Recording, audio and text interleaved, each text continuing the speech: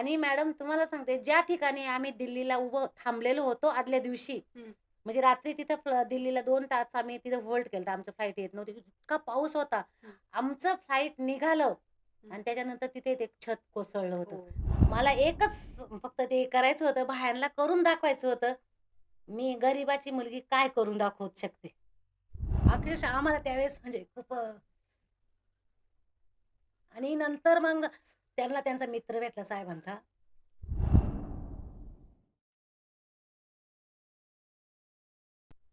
नमस्कार, मी योगिता. बहुरत्नी वसुंधरा या माझ्या चॅनलवर तुमचं सगळ्यांचं खूप खूप स्वागत. आज आपल्याला अशा बहुगुणी रत्नाची उपस्थिती लाभलेली आहे, की ज्यांनी नाही हा शब्द हो मध्ये बदललेला आहे. खरं तर जेव्हा त्यांचा सुरुवातीचा काळ होता, त्यावेळेस त्या एका शाळेत त्यांच्या मुलांचं ॲडमिशन घेण्यासाठी गेल्या. त्या शाळेने त्यांच्या मुलाला तेव्हा ॲडमिशन देखील नाकारलं होतं आणि आज त्या यशस्वी उद्योजिका नाहीत, तर 7 यशस्वी कंपन्यांच्या मालकीण आहेत. त्याचबरोबर त्या सिन्नर एम-आय-डी-सीमध्ये 5 वर्ष अध्यक्ष म्हणून देखील कार्यरत आहेत. चला तर अशा या बहुगुणी बहुरत्नाचा प्रवास त्यांच्याच शब्दातून जाणून घेऊया. नमस्कार दळवीताई. नमस्कार. मी मीनाक्षीताई दळवी. कशा आहात? मस्त मजेत. ताई, खरं तर मला आज खरंच खूप आनंद होतो आहे, की तुम्ही आमच्या विनंतीला मान देऊन आणि आम्हाला वेळ दिलात आणि सिन्नरहून इथपर्यंत आमच्यासाठी आलात. तर सर्वात आधी मी तुमचे खूप खूप आभार मानते. नक्कीच. ताई, मला एक सांगा, तुमची ही जी सुरुवात झाली, ती खरं तर खरंच खूप प्रेरणादायी, जसं की आपण आधी बोललो. तर सुरुवात कशी केली तुम्ही? कसं वाटलं कसं, की काहीतरी उद्योग सुरू करू शकतो आपण? खरं मेन म्हणजे सांगायचं तर एक आम्ही मुलं म्हणजे लहानपणापासूनच आम्ही एक गरीब कुटुंबातून आम्ही आलेलो.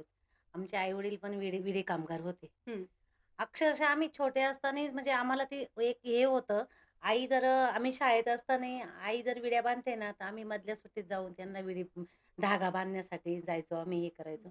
खूप आई-वडिलांनी माझ्या खूप कष्ट केलेले हं. आणि त्याच कष्टामध्ये आई-वडील गरीब असताना आणि माझं लग्न त्यांनी 10वीत असतानाच मला लग्न झालं. म्हणजे शिक्षण 10वी झालंय. 10वी झालेलं. हं, अक्षरशः तुम्हाला सांगा आणि 10वी पर्यंत येत होती ना, तर मला एक खेळाची खूप आवड होती. हं, मी कंटिन्यू खेळाच्या ह्याच्यात असायची. मी हं, अगदी राज्य पातळीपर्यंत खेळ हं, खेळलेली आणि एकच खेळ नाही, असे बरेचसे खेळ मी खेळलेली. कबड्डी म्हणा, खो-खो म्हणा, हं. फुटबॉल झालं, परत आपलं हॉर्स वगैरे हॉर्स ते रायडिंग. हां, हां, ते हां. पण झालेलं आहे. आणि आणि पण मग मला खेळाची आवड होती. पण आता आई-वडिलांची गरिबी असल्यामुळे त्याने माझं 10वीत असताना लग्न केलं. स्थळ चांगलं आलं, लग्न करून टाकलं. हं, त्यानंतर मग मला असं म्हणजे 10वीत लग्न झाल्यानंतर माझी जी एक इच्छा अपूर्ण राहिली, शिक्षणाची इच्छा अपूर्ण राहिली आणि खेळाची. हं, मग काय करायचं पुढे? हं, असंच आपण चूल आणि मूल तर करू शकत नाही. हं, एक खेळाडूचं रक्त कसं असं सळसळत हं, असतं. हं, मग नंतर मी ठरवलं म्हणजे ते 4 ते 5 महिने आम्ही केलं. हं, डब्बे दे साहेब मिस्टरांचे डब्बे दे. मिस्टरांबरोबर त्यांनी असे गावावरनं त्यांचे मावस भाऊ वगैरे बरेच 4-5 जण आणलेले. तेवढ्यांचं सर्वांचं जेवण वगैरे बनवायचं, हं, डब्बे द्यायचे, सर्व करायचं. हं, दीर होते आमचे. हं, ते करता असं म्हणजे तरी पण मग मला अस्वस्थ वाटायचं. हं, दुपारच्या वेळेत मी झोपा काढू शकत नाही नुसते. हं, सकाळचा पिरियड तर जायचाच. बरोबर. संध्याकाळी आहे टिफिनला यायला त्याला. पण दुपारचं असं वाटायचं मला काहीतरी केलं पाहिजे. मी अशी बसू शकत नाही. हां. मग असंच साहेबांना एक दिवस म्हटलं काहीतरी मला असन दुसरं काही काम वगैरे असेल तर बघा तुम्ही. हं, मग मला म्हणे, "अरे आमच्या कंपनीतून पीस जमा करायला देतात." हं, मग ते झेंडू बॉम्बचे जे पीस बॉटल असतात ना झेंडू हं, बॉम्ब त्याच्यावरती स्लीव्ह असायची. हं, हं. ती स्लीव्ह आहे ना त्यावेळेस आता तर मशीन हे निघाल्या मशीन काउंटिंग मेड. मशीन हो, निघाल्या. हो. त्यावेळेस अशी कट कट मशीन होती ना, ते एक-एक पीस पडायचा. हां. ते त्यांना टोटल काउंट करायला लागायचं. अक्षरशः मॅडम मी सांगते त्यावेळेस 100 पीस मोजायचे. हं, ते पण झेंडू बॉम्ब नाव बघायचं आणि ते बरोबर साइड लावून एक साइडला बरोबर लावून ते 100 पीस मोजायचे. हां. ते 100 बंडल बनवले असे का मला त्यावेळेस 25 पैसे भेटायचे. हो.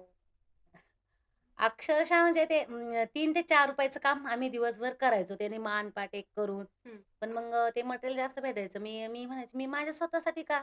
मी दुसऱ्या महिलांना पण देईन." हं, मी दुसऱ्या महिला पण जमा केल्या. हं, त्यांना द्यायची. त्यांनी नेलं का एक-एक महिला जिची बनवून झालं तिनं आणायचं, ते घ्यायचं आपण मोजून. हं. ते असं करता मिस्टर आणि त्यांच्या मिस्टरांची साथ होती. ते सायकलवरती त्यावेळेस काही मोटरसायकल वगैरे नव्हतं. नव्हत्या. सायकलवरती त्या गोण्या आणायचे. हां, ते माझ्याकडे द्यायचे. ते बंडल बनवायचे. ते हं, परत ते घेऊन जायचे. असं करत राहिलो. हं, पण ते पण मटेरियल थोडंसं नंतर आम्हाला शॉर्ट पडत राहिलं. पण मग माझ्या डोक्यात असं आलं, अरे हे ₹3 आणि ₹4 आपण हे काम करतो आणि आपल्याला इथले ₹100 भेटतात याच्यात. पण काहीतरी अजून आपल्याला त्यातून थोडंसं हे भेटलं पाहिजे. हो.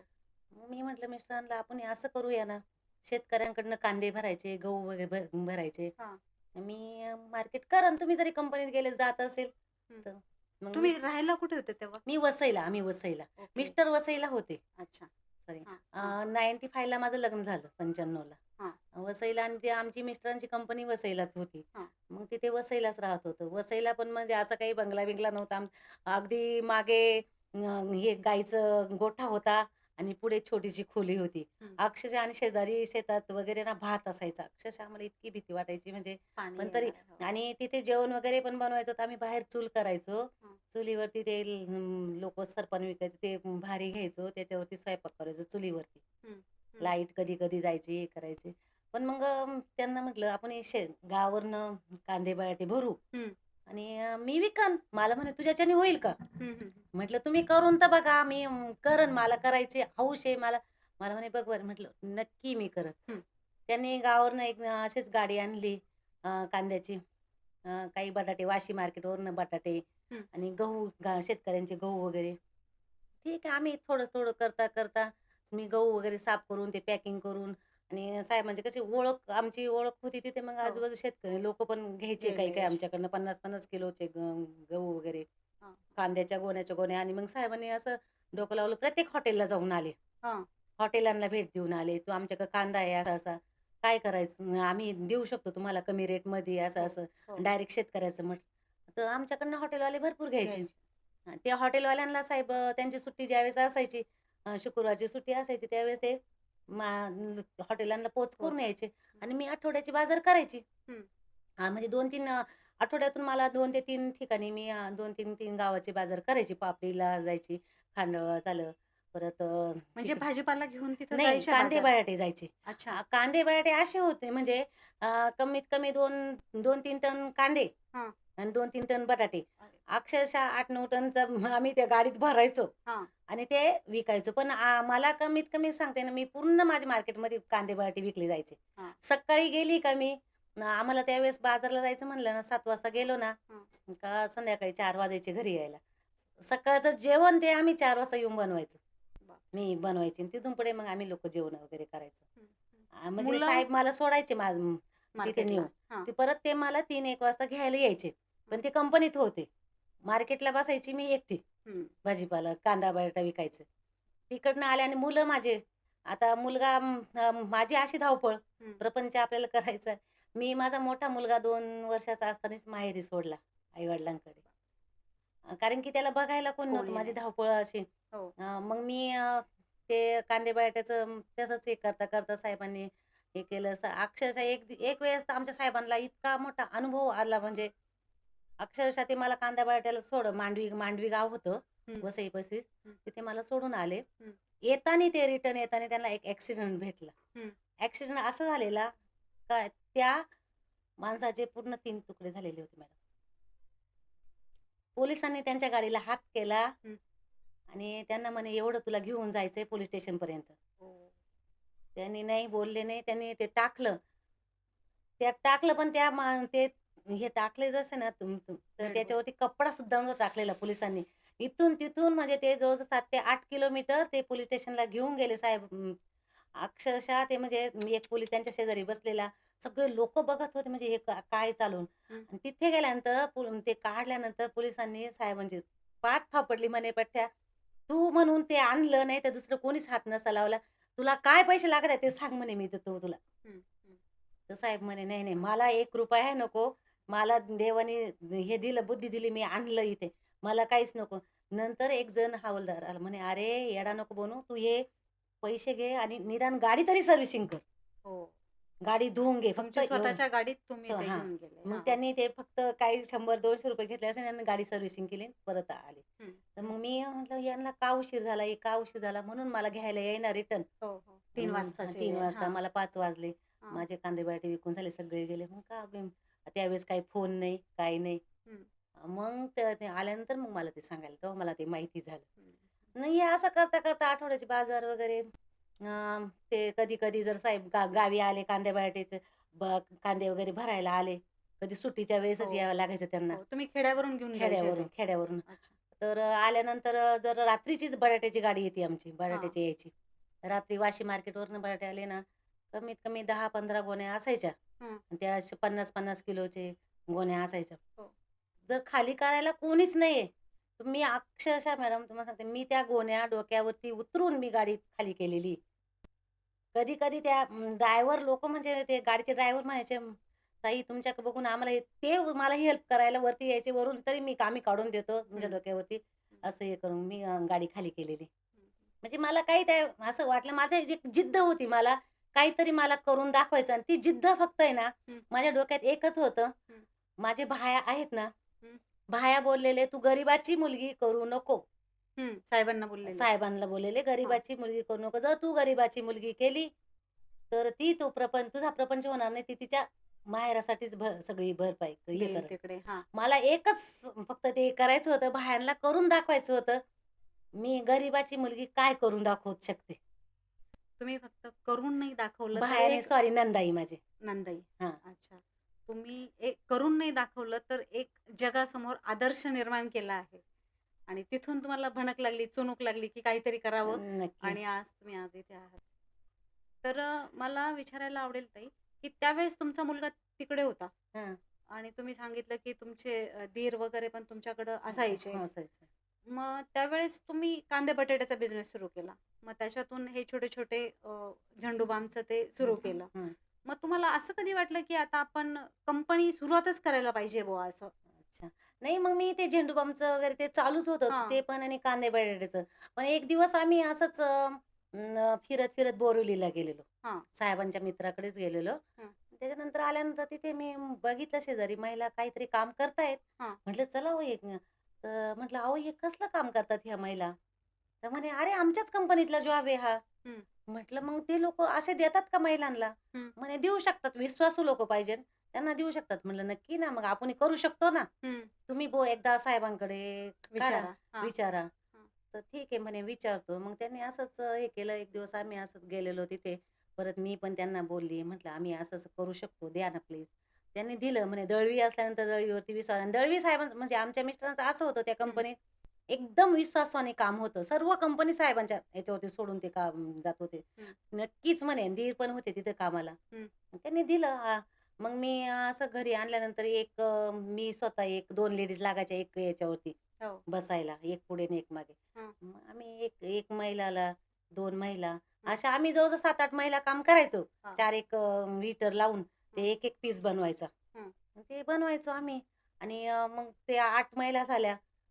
ते मटेरियल पण ते जास्त आमचं मग कडून सर्व्हिस त्यांना चांगली भेटायला लागली. ते मटेरियल जास्त द्यायला जास्त लागले. द्या. मग असंच मिस्टरांच्या मनात आलं, आपणही जर एक मशीन बनवली तर हं, बेल्ट मशीन बनवली तर.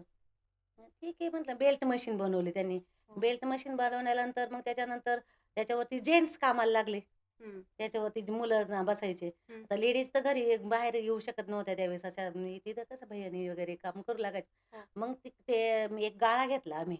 हं, त्या गाळ्यामध्ये तिथं लाईट लागायची ना जास्त. हं, मग त्या बेल्टवरती तिथं आम्ही जेंट्सला काम चालू केलं. हं. मग ते एक बेल्टचं काम झाल्यानंतर त्याच्यानंतर परत 2 बेल्ट असे 3 ते 4 बेल्ट आम्ही बनवले. हां, त्याच्यावरती कमीत कमी 15-16 मुलं कामाला लागले. हं.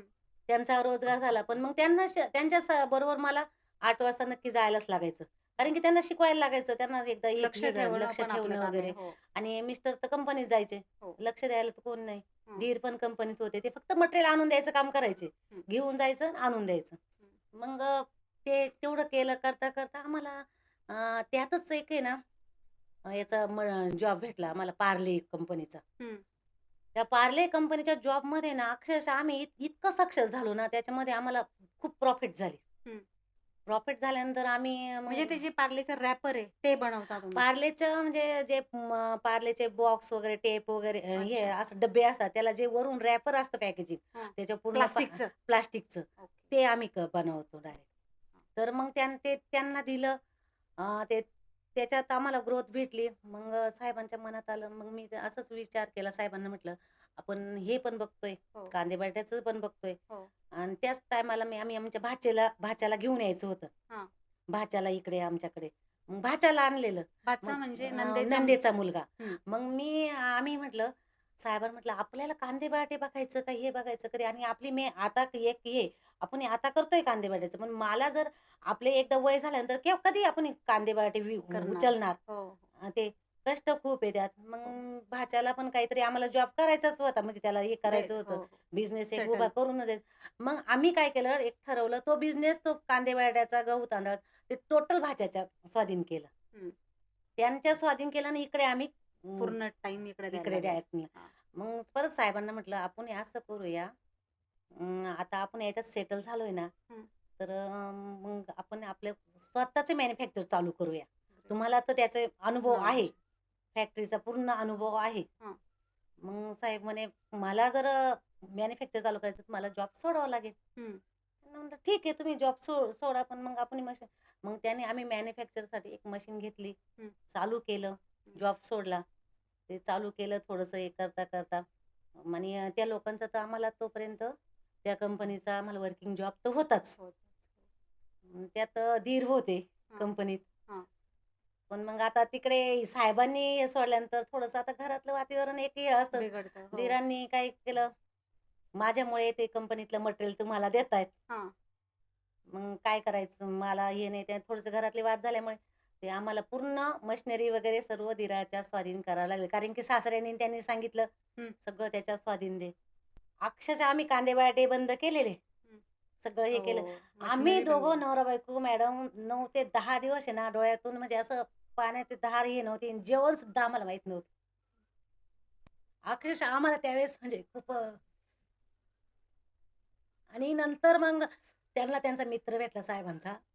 खरं तर हं. खरंच डोळ्यात पाणी आणणारीच कहाणी आहे तुमची. नंतर साहेबांचा मित्र राजूभाई ओरा करून आहे. हं. ते म्हणे, "अरे दलवी ऐसा रोते बैठेगा तो कुछ फायदा नहीं. कुछ ना कुछ तो अपने को लड़ाई करना ही पड़ेगा." हं. मग त्यांनी काय केलं 50 त्यावेळेस आम्हाला 50,000 ची मदत केली. हं. 97-98 साल असेल त्यावेळेस बापरे! साली. हं. मग म्हणे मशीन बनव तू हं. दुसरी. आम्ही परत मशीन बनवली. आम्ही तो पार्लरचा जॉब तर आमच्याकडे होताच. हो. मग तो पार्लरचा जॉब परत आम्ही त्याच्यावरतीच मग त्या मशीनवरती चालू केला. हां. मग ते मुलं पण आमच्याकडे आले. आणि दीर कंपनीत जायचे परत इकडे बघायचे. दीरांनी लईत लई 3 ते 4 महिने ते बघितलं असेल. दीरांची धावपळ व्हायला लागली. दीर परत आले हं. भावाकडे. म्हणे, "मला नाही जमू शकत. तुझं हं. तू बघ." ते हं. परत आमच्याकडे आलं. हं. मग तिथे सेटल झालो. हां. मला छोटा मुलगा पण झाला. छोटा मुलगा कंपनीत म्हणजे त्याच्याकडे बघायचं इकडे सगळं धावपळच होती. आता हे करता कसं तरी ते मोठा झाला तो. हो. सासरे होतेच माझ्याकडे तिकडे. हां. सासऱ्यांना एक हात नव्हता. हां. त्यांचा मशीन गव्हाच्या उपनेरमध्ये त्यांचा हात गेलेला. हां. ते माझ्याकडेच होते. अक्षरशः कधी मार्केटला जायचं म्हणलं तर गाडी जर लोड करायची ना, आम्ही दोघं जण सासू-सासरे हाताला हात देऊन गोणी उचलून गाडी लोड करायचो. हं. हां, म्हणजे अगदी मजदूर जसे कामं करतात सून आणि तसं. सासरे. हो. आम्ही दोघं जण गाडी लोड आणि सासरे आणि संध्याकाळी आल्यानंतर आणि सासरे माझ्या मदतीला असायचे बाजारमध्ये हां. हो, हो. बाजारमध्ये आम्ही दोघं बटाटे आणि जण कांदे कांदे कराय. हां, विकायला. हां. आणि त्यांनी मग ते नंतर तिथे आणि मेन म्हणजे एक हे होतं मॅडम, तुम्हाला सांगते कांदे बटाटे आणि जिथे राहत होतो ना आम्ही, तिथे बोर घेतलेला. हं. त्यावेळेस आणि कसं वसईला तिथे पाण्याचं शॉर्टेज तुटवडा. होतं हं. नगरपालिका. त्या बोरला आमचं पाणी असं होतं ना, इतकं गोड होतं ना, हं. प्यायला पाणी चांगलं होतं. मग शेजारी-पाजारी पाणी मागायचे, तर पाणी कसं द्यायचं? मग प्रत्येकाला आम्ही ₹100 महिन्याला घ्यायचो पाण्याचे. हं. प्रत्येकाला 200 लिटर पाणी द्यायचो. हं. ₹100 महिन्याला घ्यायचो, कारण की आपल्याला लाईट बिल भरायला लागतं. हो. आणि ते उन्हाळा आला का, त्या बोरचं पाणी असं आमचं कमी व्हायचं का, 1 तास मोटर बंद केली का 200 लिटर पाणी निघायचं. अच्छा. आणि साहेब मला काय म्हणायचे, "उन्हाळ्यात बंद करून टाक त्यांना. हां. आता तू रात्रीचं कसं पाणी देणार?" मी म्हणायचे, "अहो आपण देऊ त्यांना इतर वेळेस देतो. उन्हाळ्यात त्यांना पाण्याची गरज आहे." त्यावेळेस आपण पाणी बंद केलं तर काय उपयोग? हो. मी काय करायची अक्षरशः मोबाईलमध्ये बेल लावायची 1-1 तासाची. हं. 1 तासाने 1 तास बेल झाली का नळी घेऊन जायची, शेजारच्याला उठवायची, "ए नळी ले लो, पाणी भरो." त्यांचं पाणी भरून झालं का इकडं परत बंद करायचं, झोपायचं. परत 1 तास झाला का मी अक्षरशः अंधारात-बिंधारात इतकी जायची, पण मला कधी हे नाही का कधी भीती गाडी वाटली अडचण नाही. नाही, हो. भीती नाही. एक जिद्द होती ना आपल्याला काहीतरी एक हे करायचं. आणि ते करता मॅडम नंतर आमचं इकडे पण फॅक्टरीचं चांगलं वाढलं. हो, भाचे पण होते माझ्याकडेच होते. हो. ते पण यायचे रात्रीचे 12 11:30 त्यांनी पण चांगलं बिझनेसमध्ये ग्रोथ बनवली. हां. मग आमचं डोक्यात असं आलं, एक दिवस असंच सिन्नरला फिरत आलो. हं. तर सिन्नरला फिरत आल्यानंतर त्यांनी बघितलं तर ते साहेबांच्या मनात आलं, आपणही जर गावाकडे आलो तर गावचे रिलेशन पण आपल्याकडे असतील. बरोबर. गावचे रिलेशन राहतील, आपले आई-वडील आपल्याजवळ राहतील. हं. एक हे आपल्याला सिन्नर साईडला आपणही एखादी हे बघितलं पाहिजे. जागा आम्ही वगैरे. हो. फिरलं. राजूभाई पण होते आमच्याबरोबर. त्यांना हां, पण पसंत पडलं. हां, मग आम्ही एक फॅक्टरी चूज केली तिथे, हां, इथे. तिकडून इकडे यायचं. हां. पण तिकडे ताई, मला एक प्रश्न विचारायचा आहे, की आता जे तुम्ही सांगताय, साहेबांचं ठरलं किंवा साहेबांना माहीत होतं त्या कंपनीबद्दल किंवा त्या हं, मशीनबद्दल. तर आणि ते प्रत्येक विशेष म्हणजे तुमच्या ज्या प्रत्येक तुमचं जे ओपिनियन होतं त्याला ते हो म्हणत गेले हं, किंवा तुम्ही त्यांना साथ देत गेलात. हं, तर अशा वेळेस ना दोघांमधली अंडरस्टँडिंग आहे ना, हं. ती खूप महत्त्वाची खूप असते. महत्वाची. तर मग मला हे विचारायचं आहे, की तुम्ही जे आता शून्यातून विश्व निर्माण केले, तर तुमचं शिक्षण तर तुम्ही सांगितलं, की 10वी झाली आणि लग्न केलं. तर सरांचं शिक्षण मला विचारायचं आहे. आमच्या सरांचं शिक्षण पण 10वीच झालेलं अरे आहे वाह! मॅडम. कारण की सरांचं शिक्षणाचं म्हणजे असं आहे ना, सरांच्या आहे ना, अगदी ते 5वी ते 6वी ला असताना त्यांच्या अंगावरती त्यांच्या घराची जबाबदारी पडलेली मॅडम. हं, आमचे सासरे ते 5वी ला 6वी ला होते ना मिस्टर, त्याच वेळेस सासऱ्यांचा हात गेलेला. हं. त्याच्यानंतर पूर्ण घराची जबाबदारी अ, मोठे त्यांच्या मोठे होते. मोठे त्यांच्या बहिणीचं लग्न वगैरे हां. त्यांच्या ह्याच्यातच केलं. त्यांनी सगळं ते नाशिकला बरेच दिवस काम केलं त्यांनी. हं. त्याच्यानंतर दुसरीकडे काम म्हणजे त्यांचं पूर्ण जबाबदारी त्यांच्यावर. त्यांना शिक्षण पूर्ण करताच नाही करताच आलं. नाही. ते तसं जॉबला लागले ते जॉबला त्यांनी रॉकेल विकला असेल. इथे नाशिकमध्येच रॉकेल म्हणजे त्यावेळेस रॉकेल जे हे काम असायचे. मिळेल जे ते जे केलं. काम ड्रम विकले असतील, हं. जे काम हाती भेटेल ते त्यांनी काम केलं.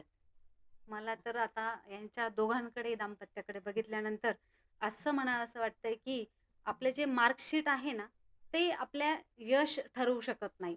जर जिद्द, मेहनत करण्याची क्षमता आणि स्वतःवर जर विश्वास असेल ना, तर शून्यातून नक्कीच विश्व निर्माण करू शकतो. अशी ह्यांची ही जी आहे ती स्टोरी आहे. तर आपण आणखी पुढचं ऐकूया. खरंच मध्ये-मध्ये थांबावसं वाटतंय, प्रश्न हं. विचारावेसे वाटतायत म्हणून मी मध्येच डिस्टर्ब करते आहे. आणि तर मग तुम्ही सिन्नरला आलात आणि जागा बघितली. हो, सिन्नरला आलो. हां. पण मग त्या सिन्नरला यायचं. पण आपण ज्यांना घेऊन गेलेलो आहे, हो. त्यांना आता माझा भाऊ आहे. भातचा. हां, भाऊ आहे, भाचे आहे. भावाला पण भाऊ लॉ करत होता. हां. पण भावाला पण आम्ही आमच्या फॅक्टरीत तिकडे वसईला घेऊन गेलेलो. हो. त्याचं लग्न झालं तिकडे. तो पण थोडासा एकाला कंपनीत होता.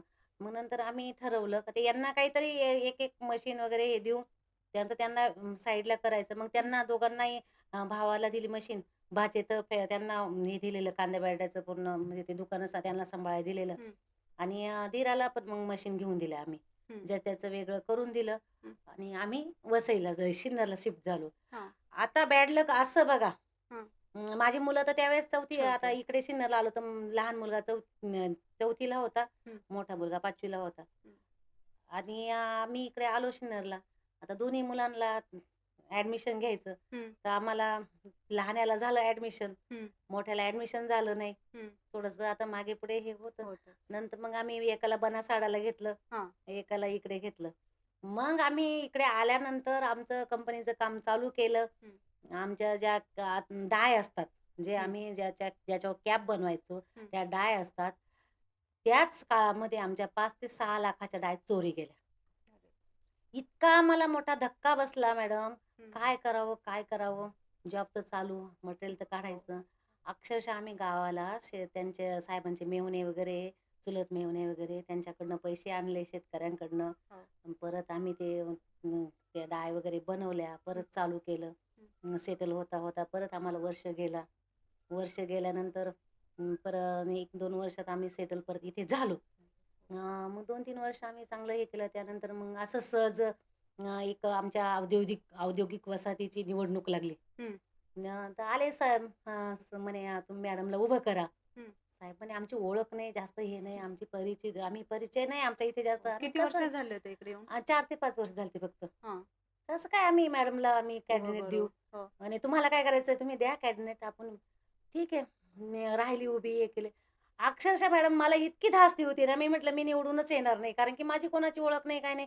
पण मी असं एक धाडसी होती. हो. प्रत्येकाला गेल्यानंतर कसं बोलायचं वगैरे आणि त्या धाडसी वृत्तात मग म्हणजे काय असेल आपलं नशीब असेल, काय असं ते नशीब बळकट म्हणतात. निवडणूक झाल्यानंतर मी पहिल्या ह्याच्याने म्हणजे लीडनी मी नंबरनी निवडून निवडून आले. आली. हं, पूर्ण याच्यात आमचे 12 कॅन्डिडेट असतात. हां. त्याच्यामध्ये मी 1 नंबरने निवडून आले. त्याच्यानंतर मी 5 वर्ष डायरेक्टर राहिली. त्याच्यामध्ये 3 वर्ष मी व्हाईस चेअरमन पद पण भूषवलं. हं, मग असंच करता आमची एक फॅक्टरी, हं, एक फॅक्टरीचे 2 फॅक्टरी हं, असं करता आज माझ्याकडे कंप्लीट 60-70 लेडीज काम करतात. हं. वर्किंग जॉब ते गॅसवरती जे सील बनवतो ना आम्ही, हो, ते येलो कलरचं. Yellow colour, H-P gas, Indian oil, Bharat total याला. हं, त्याचे हं, कॅप बनवतो आम्ही. असेच अजून पॅकेजिंग कॅप वेगळ्या, परत पॅकेजिंग पाउचेस वगैरे, हं, मारुती वेफर्स वगैरे आहे ते जे हे म्हणजे डेअरी फार्म आहे, हं, त्यांचे पॅकेजिंग. हं. टोटल आम्ही पॅकेजिंग पाउचेसमध्ये उतरलेलो. ते बनवतो आणि आज माझ्या 7 युनिट आहेत. 7 युनिट. एक म्हणजे 1 युनिटपासून आमचे आज 7 युनिट झालेत. झालं. आणि आज माझे मिस्टर पण स्वतः या टायमाला स्वतः डायरेक्टर आहे एम-आय-डी-सीमध्ये. हं. आणि मला म्हणजे अभिमान असा वाटतो, आम्ही स्वतः उद्योजक न एक म्हणजे आपण कोणी म्हणतो ना, हे स्वतः नाही उद्योजक झाले. बनले. हो, स्वतःचे. स्वतः उद्योजक बनलंच, पण मग आम्ही अजून कित्येक जणांना उद्योजक बनवलं. हं. आणि सिन्नरला आल्यानंतरही शांत नाही बसलो. सिन्नरला आल्यानंतरही आम्ही 2-3 उद्योजक आम्ही स्वतः उभे केले. आणि आज 30 एक मुलं आहेत माझ्याकडे कामाला आणि एक हे वाटतं, आपणही कुठेतरी रोजगार केला. आज आपणही 100 द्यायला एक पाहिजे. लोकांना रोजगार देतो, त्याचा अभिमान आम्हाला जास्त वाटतो. खरं तर एका फॅक्टरीपासून 7 फॅक्टऱ्या बनवणं हे सोपं नाही आहे. पण ज्यावेळेस आपण कुठल्याही मनामध्ये न्यूनगंड न ठेवता किंवा फक्त मलाच पाहिजे ही कन्सेप्टच तुमच्याकडे नव्हती. जसं की आता तुम्ही सांगितलं, की तुम्ही भाच्याला वगैरे ते गाळा वगैरे देऊन दिला. तुमच्या दिरांना वगैरे मशीन वगैरे देऊन दिल्या. तर भगवंत पण आपल्याकडे लक्ष ठेवून असतो. आपली नीतिमत्ता आपण ओळखतो फक्त, पण खरी आपली नीतिमत्ता आहे तो त्याला तो माहीत असते. आणि मग असं जरी 4,00,000 6,00,000 चोरीला गेले, तरी तो त्याच्या कैक पटींनी आपल्याला देतो. हे तर खरं लक्षात येतं तुमच्याकडे बघून. आणि असं खूप ऐकलेलं आहे, की एक पिढी जर स्ट्रगल करून आता तुमचा स्ट्रगल खरं तर ते कांद्यांचं वगैरे मगा तुम्ही उदाहरण सांगितलं. अगदी म्हणजे किळसवाणं आहे, अंगाला काटा येणारं आहे आणि ते कुणीही करणार नाही असं आहे. तर तुम्ही ते करून शून्यातून विश्व निर्माण केलं आहे. तर आता पुढच्या तुमच्या 10 पिढ्यांना तरी काही करावं लागणार नाही. तर खरंच मराठी जे लोक आहेत त्यांनी उद्योग क्षेत्राकडे वळायला पाहिजे, असं तुमच्या या छान दाम्पत्याकडे बघून आम्हाला वाटतंय. तर मला सांगा ताई, तुम्ही आत्ताच्या तुम्ही आणि ज्यावेळेस तुमचा स्ट्रगल काळ चालू होता, ज्यावेळेस तुम्ही अ, अ, तिकडे होतात, कांदे, बटाटे विकत होतात. त्या मीनाक्षीताई जर आत्ता तुम्हाला भेटल्या, तर तुम्ही त्यांना काय सांगाल? नक्कीच तुम्हाला आता कांद्याचं परत आपल्याला एकदा विषय निघाला मॅडम तुम्हाला सांगते. कांद्याचं म्हणजे एक हे होतं, काय माणसाचं नशीब आणि एक हे कधी जर वाईट परिस्थिती जर येणार असली ना, हं, ज्यावेळेस कांद्याला अगदी ₹150 ते ₹200 मार्केट आलं होतं, हं, त्याच वेळेस आमचं नशीब बघा इतकं डेंजर होतं. कांद्याची पूर्ण ट्रक आम्ही खाली केली होती हं, अ, गाळ्यामध्ये आणि आदल्या दिवशी ट्रक खाली झाली आणि दुसऱ्या दिवशी इतका तुफान पाऊस चालू झाला, की आमचे पूर्ण पत्रे उडून गेले. हं. पत्रे उडून गेले मॅडम. पाऊस असा चालू झाला होता 9 ते 10 दिवस पाऊस थांबायला बघत नव्हता. हो. आणि ज्यावेळेस पाऊस थांबला, आम्ही त्या गाळ्यामध्ये गेलो, हं. तर त्या कांद्यांमधून पाणी चाललं होतं. पूर्ण एक ट्रक कांदा आमचा असा हे होऊन गेला. खराब झालं. अक्षरशः तुम्हाला सांगते, तो कांदा भरून टाकायला कोणी भेटत नव्हतं. हं. जर पाय दिला ना, गुडघ्या एवढे पाय जायचे आणि ते काळ्या अळ्या असतात, त्या अळ्या माझ्या अंगावरती चढायच्या.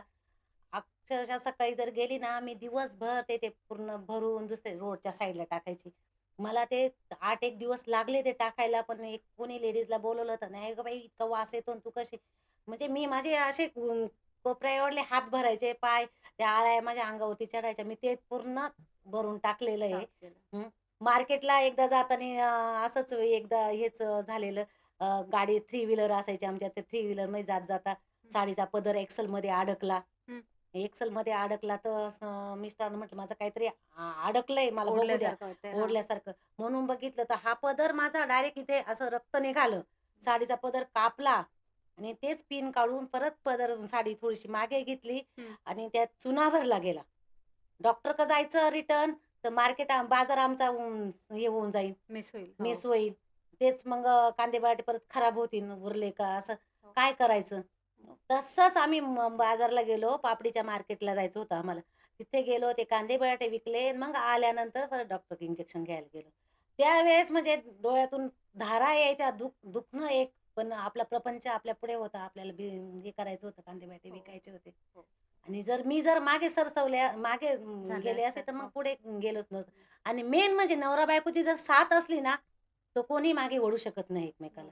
मेन म्हणजे एकाच एकाच जणाने जर पुढे जायचं म्हटलं ना, तर नाही होऊ शकत. शक्य नाही. दोघांचीही साथ पाहिजे. राईट. एकमेकाला दोघांची कष्टासाठी साथ पाहिजे. आणि शिक्षण, तुम्ही म्हणता शिक्षण, आणि लोकं आज काय म्हणतात, "माझं शिक्षण नाही, मी कसे बिझनेस क्षेत्रात." अरे तुम्हाला जर आहे ना, मेहनत करायची जर जिद्द असली आणि कष्ट करायची जिद्द असली, मेहनत करायची जिद्द असली, आणि एक म्हणजे तुम्ही म्हणणार आज फायनान्सचा प्रॉब्लेम आहे. हं. फायनान्स आज उपलब्ध होतो. हो. आज बँका आपल्याला फायनान्स द्यायला देतात. तयार आहे. फक्त आपल्याला जिद्द ठेवायची आणि प्रॅक्टिकली ज्ञान पाहिजे. ज्या क्षेत्रात आपल्याला जायचंय त्याचं प्रॅक्टिकली ज्ञान पाहिजे. आज बोलतात, "मला ही कंपनी चालू करायची, तुम्ही काहीतरी आम्हाला मार्गदर्शन करा." हं. पण तुम्ही त्याचं पहिलं नॉलेज प्रॅक्टिकली मिळवा. नॉलेज करा. तुम्ही तिथं काम केलेलं असलं बरं. पाहिजे. तुम्हाला नॉलेज असलं पाहिजे. नॉलेज असलं तर त्या क्षेत्रात उतरायला काहीच अडचण येत नाही. आज आम्हाला अभिमान वाटतो. आम्ही आज आमच्याबरोबर आज ते 9 ते 10 ते 15 जण उद्योग क्षेत्रात वळवले आणि इथून पुढे आता उद्योग क्षेत्रातच पिढी चाललेली आहे. हो. जॉबपेक्षा उद्योग क्षेत्रात गेलेलं कधीही चांगलं. चांगलं. आज माझे दोन्ही मुलं आहेत. मी मुलांचे 22-23 वर्षामध्ये लग्न केले दोघांचे. हं. कारण की ते सेटल झाले होते माझ्या फॅक्टरीमध्ये. हो. त्याने शिक्षण करता फॅक्टरीतही बघायचे. सांभाळलं. आज माझे दोन्ही मुलं एकदम यशस्वी उद्योजक बनलेले आहेत. हां. दोघंही माझी फॅक्टरी बघतात. आज म्हणजे वेगवेगळे प्रॉडक्ट आमचे झाले. इंक वगैरे पण बनवतो आम्ही. हं. इंक पण बनवायला चालू केली. हं. बॉक्स बनवतो, कार्बोनेट बॉक्स. हं. म्हणजे आज आत व्याप वाढतो आहे. व्याप वाढला. आणि त्याच्याच बरोबर आम्ही शेतीही बघतो.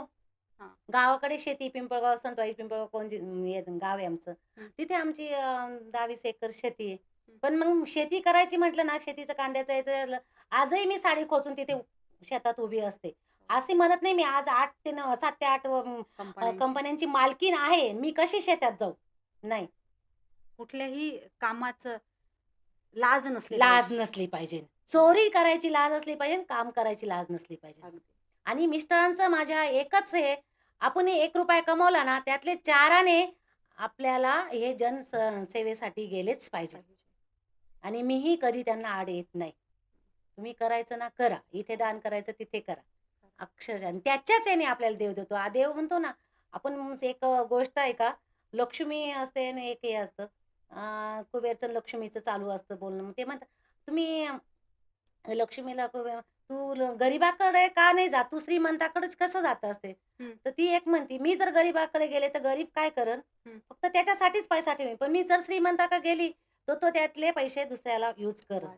आणि तेच आपण एक ध्यानात ठेवलं पाहिजे ना. आपल्या ₹1 कमवला तर आपण 4 आणे ते, आणि ते आमच्याबरोबर माझ्या भाच्यानीही तेच हे वारसा केलेलं आहे, केला वारसाट होता. केलेला आहे. हो. माझ्या भावानीही केलेला आहे. आम्ही जसे उद्योग क्षेत्रात वळवले, तसा माझा भाऊ वकील असताना सुद्धा त्याने फॅक्टरीचं हेच केलं. आणि त्याने आज त्याच्याबरोबरच माझी बहीण आहे लहानी, हं. तिलाही उद्योग क्षेत्रात वळवलं. त्याने आज म्हणजे भाचे नेलेले आहेत. हो. म्हणजे आज एक तोही आमच्या पाठीमागे उभं चाललेला आहे. म्हणजे पूर्ण हं. पिढी तुमच्यामुळे पिढी आज आज उद्योजक झाले आहे. उद्योजक झालेले. माझा भाचा आज 3 ते 4 मॉलचा मालक झालेला आहे. ग्रेट. पूर्ण वसईमध्ये त्याला आज पूर्ण टोटल ओळखतात. हो. हं. खरं आहे. आणि ताई हे एक स्त्रीच करू शकते. एक अ, साहेब म्हणा किंवा कोणी कितीही शिकलेला माणूस असू द्या, त्याला जर साथ नसेल घरातून प्रॉपर, तर तो एकटा माणूस काहीच करू काहीच शकत करू नाही. शकत नाही. जुने लोकं म्हणायचे किंवा आताही म्हणतात, की कर्तृत्ववान पुरुषाच्या मागे एका स्त्रीचा हात असतो. ती आई असेल किंवा पत्नी असेल. तर खऱ्या अर्थाने तुम्ही आदर्श पत्नी म्हणून आहात आणि तुम्हाला बरेच पुरस्कार वगैरे पण भेटले. हो. मला त्याचे जवळ-जवळ 7 ते 8 पुरस्कार भेटलेले आहेत. हां. आणि एक तुम्हाला सांगू शकते, एक मिस्टरांच्या एक हे असतं बघा, हं. दोघांची साथ असते, पण नवऱ्याला कसली काळजी असते, स्वतःच्या आई-वडिलांची काळजी असते. हो. जर आई-वडील खुश असले, तर अगदी. आणखीन तो पुढे चालू शकते. पण जर आई-वडील दुःखी असले, तर त्यांचं ते हे मी पहिल्यापासून एक ठरवलेलं, सासू-सासरे हे आपले आई-वडील आहे आणि त्यांची सेवा एक आहे. सासू-सासरे माझ्याकडेच पहिल्यापासून मी सांभाळलेले. हं. अजूनही आता सासरे तर एक्सपायर झाले, पण सासू ही माझ्याकडेच असते. हं. ते त्यांना टेन्शन नाही. हो. नंदांचं वगैरे टेन्शन नाही. हां. त्यांना माहिती ही सर्व करून घेते ना, बरोबर. मग त्यांना टेन्शन नाही. ते एकदम फ्री बिझनेसमध्ये त्याच्यात म्हणजे तुम्ही पूर्ण फॅमिलीची बाजू सांभाळून तुम्ही कंपनीमध्ये पण मदत करता. कंपनी होते. हो. मी अक्षरशः इथे आल्यानंतर मला 8ला सकाळी 8ला जायला लागायचं कंपनीमध्ये. हं. सकाळी 8ला गेले का मी 5 वाजता परत निघायचे. तुम्हाला 6, 6:30 मुलं आले का त्यांच्या हाताने जेवण वगैरे करायचं. अक्षरशः माझी लहान मुलं होते ना, कुणी कधी भात टाकून ठेवायची, कधी कणिक मळून ठेवायची, घरं वगैरे पुसणं वगैरे त्यांचे हो. करून घ्यायचे, कपडे राहिले तर ते धुवून घ्यायचे. म्हणजे माझ्या मुलांनी पण खूप स्ट्रगल आणि आता नातवंड आलेत ना, मी त्यांना सांगते, "बाळांनो, तुमचं लहानपण तर मला बघता नाही आलं. बघता नाही आलं."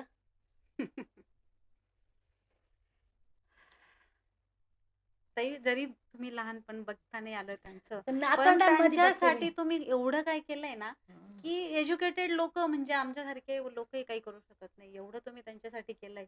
त्याच्यामुळे तुमच्या मुलांनाही एकदम प्राउड फील होत असेल, की आमच्या आई-वडिलांनी एवढं आमच्यासाठी केलंय नाही म्हणून. मग ते एक हे असतं की लहानपण नाही बघितलं त्यांचं हं. जवळून, त्यांना वेळ नाही देता वेळ नाही आला. देता आला त्यांना. त्यांच्या एक आणि आज आपल्याकडे सर्व काही असताना आज एक हे वाटतं. त्यावेळेसची मीनाक्षी आणि आत्ताची जर मीनाक्षी बघितली, हां. त्यावेळेस आपल्याकडे एक हे होतं काहीतरी करून दाखवायचं ना. आता जर ती मीनाक्षी उभी केली ना, आता म्हणतील, "नको गं बाई, मी करू शकत नाही. नाही. हे काय आहे?" हो. हे नाही. आताच्या मुली नाही करू शकत. बरोबर. हां, मगाच आपला प्रश्न असा होता, की होतं की अ, तुम्ही त्या मीनाक्षीताई जर आत्ता तुमच्या समोर आल्या, तर तुम्ही असं सांगाल कदाचित, की मुलांना थोडासा 1 तास वेळ काढते म्हणून? नक्की, नक्की. हो. आताचे मी हे सांगू शकते. मुलांसाठी मी सांगते ना, आता मी म्हणजे असं वाटत नाही. मी माझ्या नातवंडांसाठी इतका वेळ म्हणजे घालते ना, मला अक्षरशः मी फॅक्टरीमध्ये आता मुलं माझे सेटल झालेले. फॅक्टरीत बघतात. मी पूर्ण 8 तास पहिली फॅक्टरीत देत होते. तर आता मी 2 तास जाते. हं, सर्व सेटल झाल्यानंतर मी ऑनलाईन परत बघत असते इकडे. हं. प्रत्येकाची अपडेट घ्यायचं कसं. हो, माझी मोठी सूनबाई ती फॅक्टरीत जायला लागली. हो. म्हणजे सर्व तेच बघायला लागलेत आणि आता लहानी सूनबाई तिचं बाळ बारीक आहे. तिचं एकदा हे झाल्यानंतर तिलाही फॅक्टरीत पाठवून द्यायचं, त्यांना ज्ञान द्यायचं. हं. आपल्याला हे झालं, पण आपल्यासारखं त्या एक उद्योग क्षेत्रामध्ये त्यांना पण ज्ञान भेटलं पाहिजे. बरोबर. पुढे पिढी याच्यानेच वाढत जाईल. हो. नक्की. ते तेव्हाचं आयुष्य आणि आत्ताचं आयुष्य काय फरक आहे? तेव्हाचं आयुष्य हे कष्ट करूनही समाधान होतं त्यावेळेस मॅडम. हं. कष्ट करूनही समाधान होतं. पण आता असं झालेलं आहे ना, आता कितीही पैसा आला तरी समाधान नाही. आताचं हे धावपळीचं क्षेत्र आहे.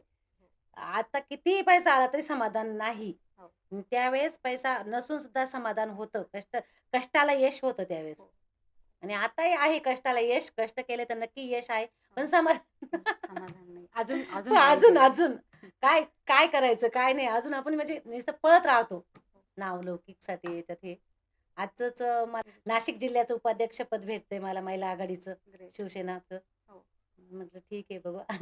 हे पद भेटणं देखील तुमचा जो आधीचा जो स्ट्रगल आहे, तुमचे जे कष्ट करण्याची जी तेव्हाचे जे दिवस आहे, त्याच्याचमुळे हे सगळे तुम्हाला पुरस्कार म्हणा किंवा हे पदं वगैरे जे भेटतायत, ती त्याची पोचपावती आहे.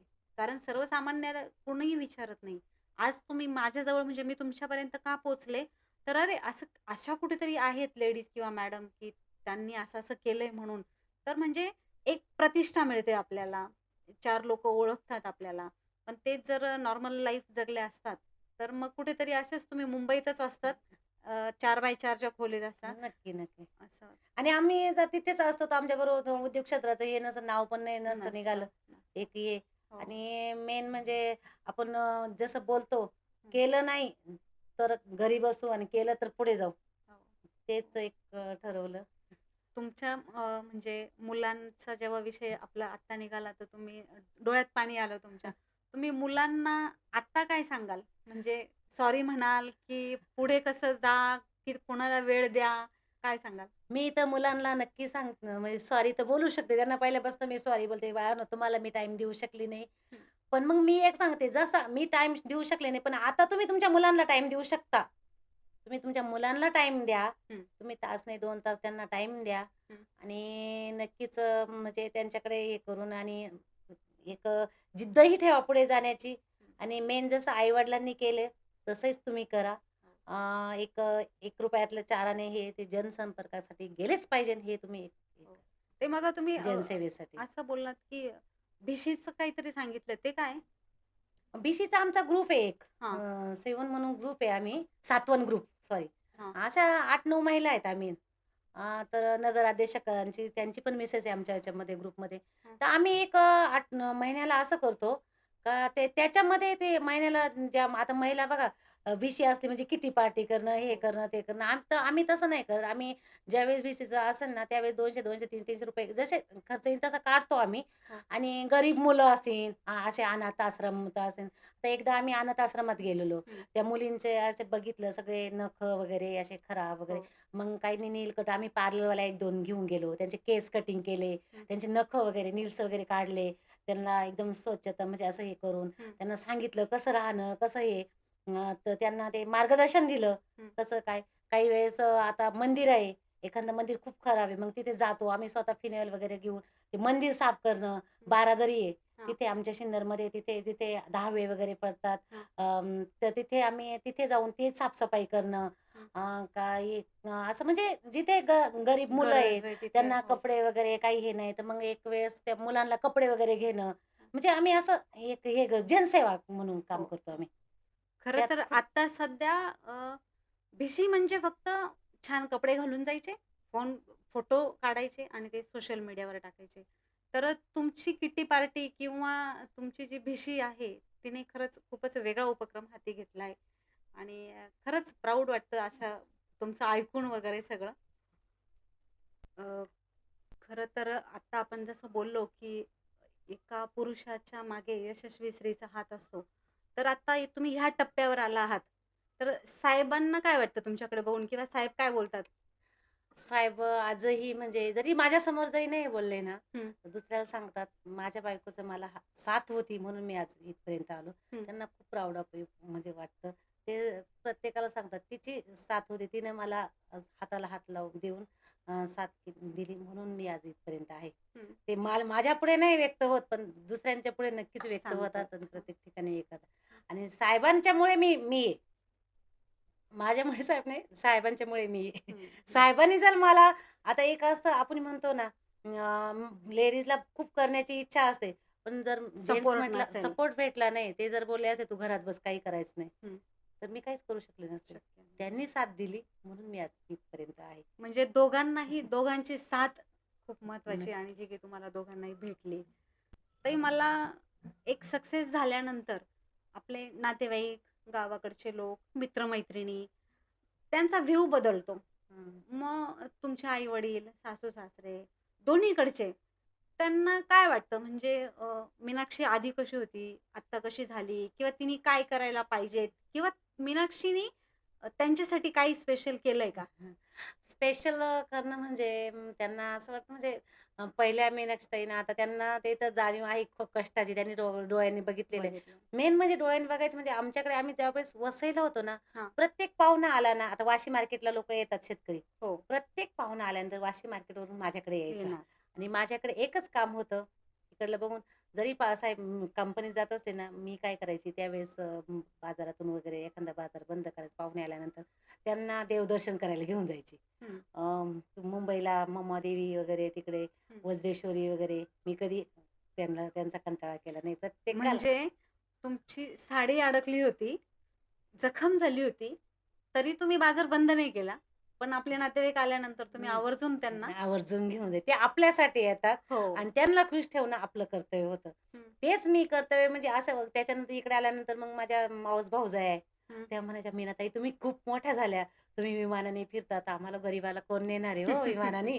त्यांना असं एक हे व्हायचं. मग मी हो. असं मनात एक ठरवलं, हां. यांना सरप्राईज द्यायचं, काहीच नाही, यांना एक सरप्राईज द्यायचं. मिस्टरांना म्हटलं, त्यांना म्हटलं, "आपल्याला वसईला जायचंय भावजायांना." भाऊ मावस? मावस भावजाया. हां. तर त्यांना म्हटलं, "आपल्याला ना वसईला जायचंय असंच, हं, जाऊ आपण फिरायला. हं, भाऊ आहे तिकडे, त्यांना भेटायला जायचंय." असं हे केलं, त्यांनी बोलवलंय. हं, मग म्हणे, "ठीक आहे." त्यांना केलं कन्फ्युज सर्व.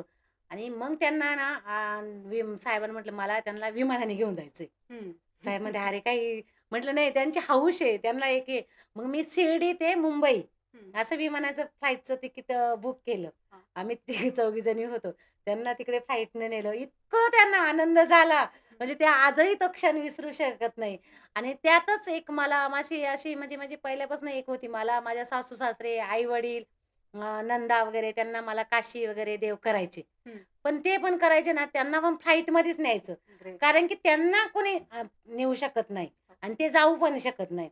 त्यांची एक इच्छा मला पूर्ण करायची. म्हणजे खूप दिवसापासून कधी पण असं तिकीट बुकिंग करायचं, तर कोणीतरी आजारी पडायचं. हं, 1-2 वेळेस असं झालं, एकदा तिकीट बुकिंग केले, हं, सासूबाईंचा हात मोडला. हं. त्यावेळेस कॅन्सल केलं. सासरे होते, त्यावेळेस कॅन्सल केलं.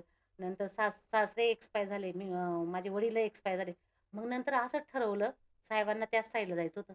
म्हटलं जर सासूबाई आता आजारी आहेत, जरी असल्या तर आपण त्यांना व्हीलचेअरवरती वगैरे नेऊ. तिथे ॲडजस्ट करू शकतो. हो. मी तिकीट बुकिंग केले. हां. त्यांना साहेबांना म्हटलं, मुलांना म्हटलं, "मला असं-असं करायचं." मुलं म्हणे, "मम्मी जे पैसे लागतील ते, तू फक्त घेऊन जा." ग्रेट. अक्षरशः मुलांनी ते हॉटेल वगैरे सगळे इतके छान हाय-फाय हॉटेल वगैरे त्यांनी बुकिंग करून ठेवले पुढे-पुढे. मी फ्लाईटने त्यांना सर्वांना घेऊन गेले. माझे भाया होते, 2 नंदा, माझी मावशी, माझी मम्मी, हं, आम्ही दोघं जणं गेलो. हं, मस्त त्यांना काशीचं दर्शन केलं. परत इकडे रामाचं वगैरे ते अयोध्या वगैरे हं, अजून 2-3 ठिकाणी नेलं. हं. इतकं छान त्यांना प्राउड ऑफ म्हणजे फील झालं ना, हो. खूप त्या अक्षरशः नंतर आल्यानंतर म्हणे त्यांच्या डोळ्यातून पाणी आलं. "मीना, तू नेलं म्हणून आम्ही आज विमानाने फिरलो. आमचे देव-देवशन झालं. दर्शन झालं." माझी मावशी तर म्हणे, "तू जर नसतं नेलं तर मी कधी बघितलं असतं ते." मी त्यांना परत येताना पण फ्लाईटनं घेऊन आली. ग्रेट. आणि मॅडम तुम्हाला सांगते, ज्या ठिकाणी आम्ही दिल्लीला उभं थांबलेलो होतो आदल्या दिवशी, हं, म्हणजे रात्री तिथं दिल्लीला 2 तास आम्ही तिथं होल्ड केलं होतं. आमचं फ्लाइट येत नव्हती. इतका पाऊस होता. हं, आमचं फ्लाइट निघालं हं. आणि त्याच्यानंतर तिथे ते छत कोसळलं होतं. हो, जिथे बसलो होतो ना, तिथेच छत कोसळलं होतं. पण देवाची लीला बघा. हो. आज त्यांना म्हणजे मला ते म्हणजे हे वाटतं. माझी इच्छा होती, ती इच्छा मला भगवंतानी माझी पूर्ण पूर्ण केली. केलं. मला ते आपलं कर्तव्य होतं, आपण ते केलं आणि ते भगवंतानीच मला हे दिलेलं, यांना घेऊन जा. हं. म्हणून ते नाही कुठेतरी ना ह्या लोकांचा जो ना आशीर्वाद जो असतो ना, तो आपल्याला पुढे नक्की नेतो. नक्की, नक्की. आणि म्हणजे नणंद असो, बहीण असो, आई-वडील, सासू-सासरे कुठलेही हे जे वयस्कर माणसं असतात ना, त्यांचा आशीर्वादच आपल्याला पुढे नेतो आणि तुमच्या यशामागे कदाचित हेही असेल, म्हणजे कदाचित नाही, 100% हे पण नक्कीच आहे. त्यांचा हात. कारण तुम्ही पूर्ण चारी बाजूंनी सगळ्यांना सोबत घेऊन चाललात. माझा अजून एक प्रश्न असा होता, की तुम्ही स्पिरिच्युअलिटी, देव किती मानता? देवाला मानतो आम्ही. हं, देवाला खूप मानतो कारण की भगवंत आहे म्हणून आपण आहे. हं, देवासाठी आम्ही कुठे दिंडी वगैरे असते हे माझ्याकडनं वर्षातून 2दा वसईची दिंडी येते शिर्डीला पालखी जाणारी. हं, त्यांना जेवण वगैरे असतं. माझी त्र्यंबकला पण एक दिंडीचं हे असतं. हं. त्र्यंबकेश्वरला मी मागच्या वर्षी पायी गेली दिंडीला. बापरे! गेली आणि मला देवाचं खूप वाटतं. आता हां. ही आपली पंढरपूरची दिंडी आलेली सिन्नरमध्ये. मस्त आम्ही सगळं 2 तास त्यांची सेवा वगैरे केली तिथे. छान खूपच छान. देवाची खरंच प्रेक्षकांनो, की आजचं हे जे व्यक्तिमत्व आहे ना, ते खरंच अष्टपैलू आहे आणि मी आधी कॅमेऱ्याच्या पहिलेही त्यांच्यासोबत खूप साऱ्या गप्पा मारल्या. म्हणजे काय बोलावं अशा व्यक्तिमत्वाबद्दल आणि शब्द तर अपुरेच आहे. माझा अनुभवही खूपच कमी आहे त्या बाबतीत. फक्त मी एवढंच सांगू इच्छिते, की ह्या क्षेत्रात उतरा, आपल्या फॅमिलीला साथ द्या आणि शिक्षणाचा अवडंबर करू नका. एवढंच सांगणं आहे. बरोबर ना ते? नक्की, नक्की. नाही शिक्षणही महत्वाचं आहे. नाही मी एवढी शिकले, मग मी हे करणार नाही, असं हे नका करू असं. नक्की, नक्की. हं. आम्हाला एकदा असं म्हणजे माझं आता हे याच्यामध्ये अमोल कोल्हेंनी हां, बघा हां. ते मालिका काढलेली मी सावित्रीबाई फुले बघते. हां. त्याच्यामध्ये माझी टोटल हिस्ट्री घेतलेली त्यांनी. ते अच्छा. त्यांची स्वतः टीम माझ्या फॅक्टरीत आलेली. पूर्ण हं. शूट केलेलं आहे त्यांनी.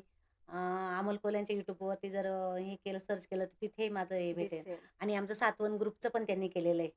अच्छा. शूट घेतलेली. गणपती मंदिर स्वच्छ करत होतो आम्ही तिथे. हं. तिथे त्यांनी शूट घेतलेलं आहे. म्हणजे अमोल कोल्हे यांच्यासारखा अभिनेता देखील ताईंनी त्याला भुरळ पाडलंय त्यांच्या कामाने, त्यांच्या उपक्रमांनी. खरंच आणि असंच काम आहे त्यांचं. तर सॅल्यूट आहे ताई तुमच्या कामाला आणि पुन्हा एकदा तुम्ही आमच्या चॅनलवर आलात आणि आमच्यासोबत मनसोक्त गप्पा मारल्या त्यासाठी पुन्हा एकदा खूप खूप धन्यवाद. धन्यवाद.